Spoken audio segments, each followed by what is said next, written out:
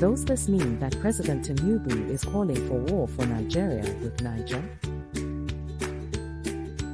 Why not ECOWAS as a body and not putting Nigeria in front of the wall? Every country is saving his wealth for better things, but my president is calling for war. Please click subscribe button, like and comment.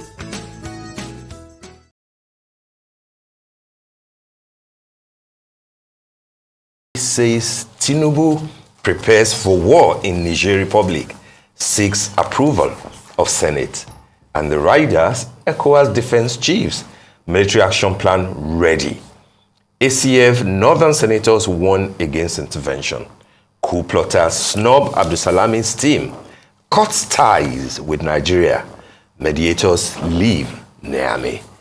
Kade, it is the story of the day, no doubt. It is the story of the week. Yes, there are political stories, as we will see, when we go into the other things. But and we'll find in almost all the other newspapers, the looming war is a sort of cause for concern, cause for worry for many Nigerians. And I see that the media is highlighting quite deeply the hesitation by a number of Nigerians, particularly people from the north, saying that war will not be advisable.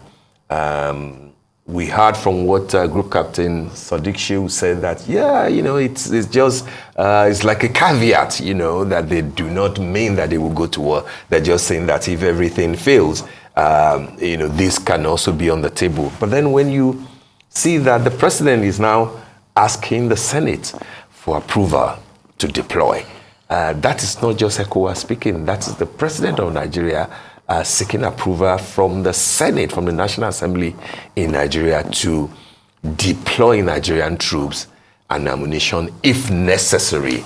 Like Group Captain said, yes, maybe you have 10 from Ghana, 1 from Benin Republic, 1 from Togo if they're able to afford it, and the Gambia, a few other countries, Senegal, which is dealing with his own issue. Côte d'Ivoire, where Ouattara is spending, is that firm against, the constitution, which is about what people say that when you condemn coups, coup d'etats, also condemn constitutional coups. Those who get into power are now flouting the constitution, trying to change it midway. These are just unsettling times, Andy. Well, very unsettling times, and I don't mind if the president is making all these moves, but like a number of people have said, if the president is making these moves as president of Nigeria, but at the same time, he is motivating and inspiring and driving the rest of ECOWAS to do the same. I haven't seen any sign that Ghana is already asking for permission from its National Assembly, from its parliament, to get the military engaged in a fight against Niger. I haven't heard that. And there are other parts of ECOWAS.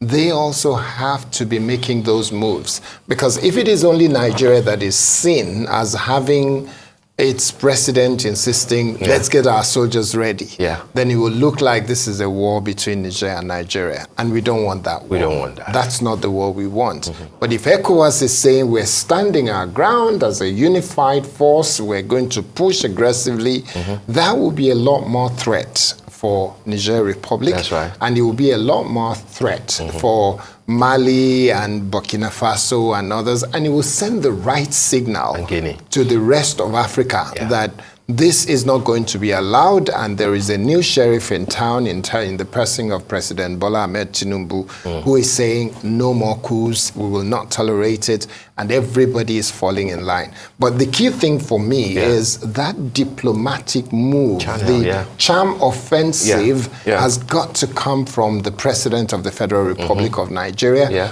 We should be seeing him on a consistent basis, working the phones, talking to other African heads of state, coordinating and mobilizing them, motivating them to engage, and all of them are talking, and it is clear that he's leading from the front in terms of what he's saying to them and how they're responding and how they're rallying round. Yeah. If that is not there, it's going to look like this is Nigeria going to war with Niger. Absolutely, and people are also worried about what might look like double standards, and Chad, is a case in hand. Why is it tolerable in Chad? Not to talk of Guinea, Burkina Faso, and Mali, and why Niger is such a problem. But like you've said, and a few other people tend to believe, oh, this is Tinubu's time, and therefore he doesn't want coups. But we also have to be careful so that we don't appear like some world superpowers, who caught trouble, who want to insist on how other people should live their lives, especially when they are not a direct threat, to your territory.